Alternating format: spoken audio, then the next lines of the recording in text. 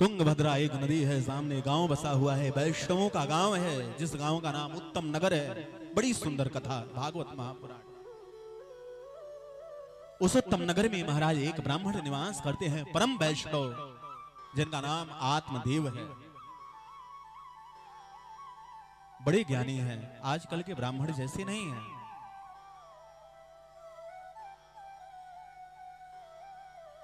महाराज वेद विशारद है, वेद पुराणों का जिन्होंने सांगोपांग अध्ययन किया है। बड़े बड़े यज्ञ में जो जिनका महाराज प्रथम जिनके माथे पर टीका लगा करके जिन्हें आचार्य घोषित किया जाता है। बड़े बड़े पुराणों का वाचन करने वाले बड़े ज्ञानी हैं, बड़े विद्वान हैं, और सारे क्षेत्र में महाराज उनका बड़े सम्मान से उनका नाम, बड़ी लोक प्रसिद्धि है। आत्मदेव ब्राह्मण ज्ञान तो ऐसा अद्भुत है कि भागवतकार की लेखनी कहती है कि महाराज साक्षात द्वितीयो इव भास्कर, दूसरे सूर्य के समान ज्ञान। विचार करो, इससे बड़ी उपमा और भला क्या हो सकती है। या तो यह उपमा सोनकाद ऋषियों के द्वारा श्री सूत जी महाराज को मिला, और या तो यह उपमा महाराज वेद व्यास जी की लेखनी से आत्मदेव ब्राह्मण को मिला। सूर्य के समान ऐसा अद्भुत तेज, ऐसा ज्ञान। लेकिन प्यारे, थोड़ा सा दुर्भाग्य है, दुर्भाग्य ही कहा जाए, जो महाराज इनकी गृहिणी है, जो धर्म पत्नी है, जैसी महिमा इनकी है ठीक उसका उल्टा उनकी। नाम है धुंधली देवी। अब विचार करो, जब नाम ही धुंधली है तो काम तो बड़ा ही निराला होगा, है? बेचारे जैसे ही पंडित जी महाराज सीधे साधे देवता जैसे भोले भाले एकदम साधु विचार के, ऐसे ही महाराज माता का उल्टा सुना। पंडित जी चले गए दूसरे गांव में कथा कहने के लिए, यज्ञ कराने के लिए, अभिषेक करने के लिए। लेकिन माता धुंधली का दिन तो बड़ा आहा, कहीं लड़ाई, कहीं झगड़ा, कहीं बैठ करके महाराज सारा कूड़ा झगड़ा उठाई, कचड़ा उठाई और ला करके पड़ोसी के आंगन में महाराज फेंक दी। कोई ऐसा दिन नहीं है जिस दिन महाराज जिंदाबाद मुर्दाबाद पड़ोसी से न होता। इससे भी काम नहीं चलता, दो एक पड़ोसी महाराज सह लेते हैं, और जब काम बनता नहीं है तो महाराज पानी में भर करके मुख में कुल्ला कर देते हैं। जाओ।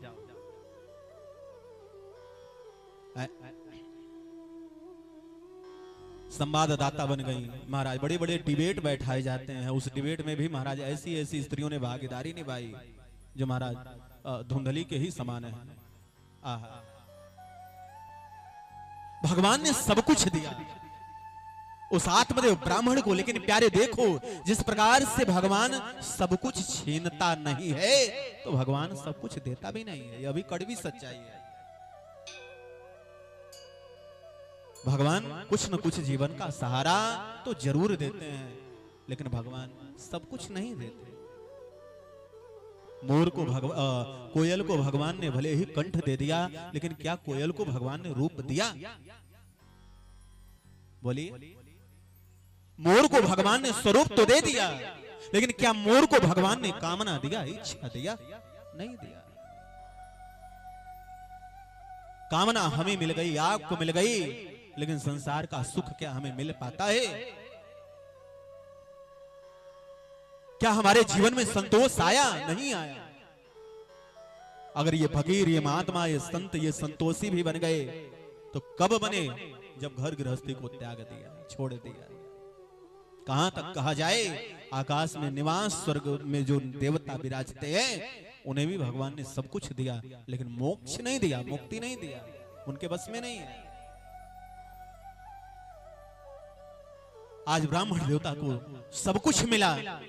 एक ब्राह्मण का जो धर्म है, हर एक धर्म का आदर करता है। गायत्री, संध्या, वंदन सब कुछ बड़े निष्ठा से करते हैं, लेकिन दाता ने यदि कुछ नहीं दिया तो संतान नहीं दिया, किसी भी बालक का जन्म नहीं हुआ। धीरे धीरे समय बदलता चला गया।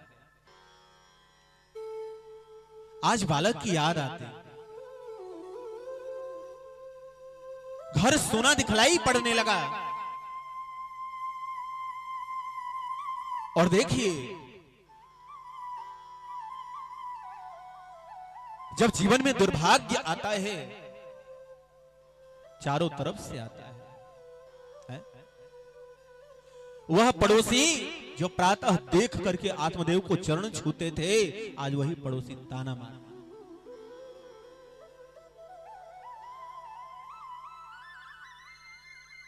कोई पौधा भी लाता है, कोई फूल पत्ती भी ला करके वह ब्राह्मण यदि अपने घर में क्यारी में लगा देते हैं तो वह फूल खिलता नहीं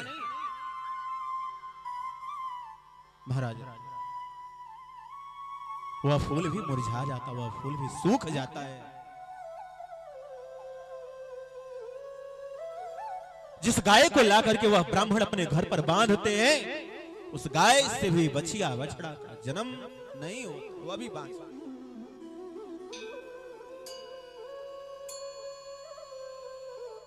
आज धीरे धीरे धीरे धीरे जीवन का भोजन आधा हो गया। रात की नींद चली गई। रात भर जागता, पीड़ित होता, रोता है, रुदन करता है। और आज भगवान गुरुदेव कहते हैं वह ब्राह्मण विचार किया, अवश्य ही मेरे जीवन का कोई ऐसा कर्म है, कोई ऐसा बिगड़ा हुआ कर्म पाप जिसके कारण मुझे सुख नहीं मिलता। इस जीवन को त्याग देने में ही भलाई है। और आज वह ब्राह्मण ऐसा दुखी हुआ कि संतान के बिना अपने प्राणों को ही त्यागने का संकल्प, घर छोड़ दिया, जंगल की तरफ निकल पड़ा। और आज जैसे ही जंगल की तरफ जाकर के वह प्रवेश करता है, उसी समय एक दिव्य यति दिखलाई पड़े, महात्मा दिखलाई पड़े। महात्मा ने जैसे ही रोते हुए ब्राह्मण को देखा, महात्मा जानते तो नहीं लेकिन तेज माथे को देख करके ऐसा ही लगा, ये लगता है कोई ब्राह्मण ही है। बहते हुए आंसुओं को लगता है कोई दुखी है, कोई दुखियारा है। क्या बात है? कथम मोदसि विप्रत्वा काते चिंता बलीयसे वदत्वं सत्वरं मह्यं स्वस्थ दुःखस्य कारण। क्या बात है ब्राह्मण देवता, क्यों आंसू बहाए जा रहे हो? देखो भैया, जब कोई भी दुखी हो और कोई कंधे पे हाथ रख दे तो थोड़ा सा जरूर हृदय पिघल जाता है। महात्मा को देखते हैं, आत्मदेव रोते हैं, विलखते हैं और कहते हैं चरणों में बैठ गए, भगवान आपके कृपा से सब कुछ मिला है, लेकिन आज संतान के बिना मेरे जीवन को धिक्कार है। मेरा घर सुना हो गया है, मेरे घर की सारी खुशियां नष्ट हो गई हैं। आत्मदेव के इन शब्दों को महात्मा ने सुना, कहने लगे हे ब्राह्मण देवता, आप बड़े ज्ञानी हो, लेकिन आपकी जो बोली है वह अज्ञानियों की तरह से। मुंचा ज्ञानम प्रजारोपम बलिष्ठा कर्मणो गति। यह बेटी बेटा के चक्कर में क्यों पड़े हो? देखो, जिसे भगवान ने संतान दिया है उसके ऊपर भगवान की कृपा है, और जिसे भगवान ने संतान नहीं दिया उसके ऊपर गोविंद की विशेष कृपा, विशेष कृपा है। जिस बेटे के लिए आज तुम आंसू बहाए जा रहे हैं, जरा उन घरों में जाओ जिनके घर संतान है, जिनके घर 2-4 बालक हैं, जाओ जरा विचार, उनके साथ बैठो। जिस पिता ने दुलार से जिस प्यार से बालक को पाला है, पोसा है,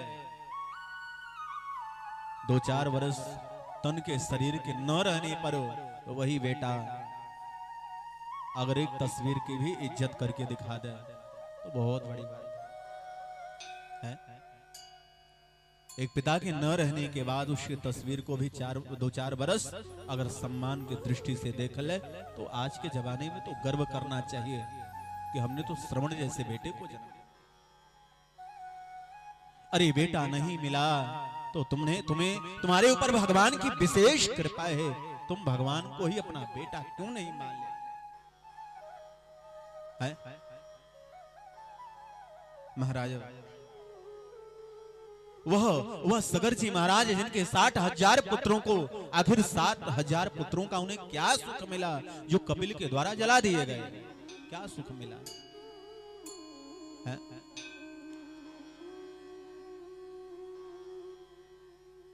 यदि बेटा जन्म नहीं लिया तो महाराज इस बात का दुख है कि पुत्र नहीं है, और यदि जन्म लेकर के को पुत्र निकल जाए, नालायक निकल जाए तो जीवन भर महाराज आंसू ही आंसू बहाना है। यह तो साक्षात भगवान की कृपा है कि आपके पास संतान नहीं है। आप भगवान को ही अपना बेटा, भगवान को ही अपना भगवान से ही संबंध क्यों नहीं जोड़े? एक बार जोड़ करके तो देखो।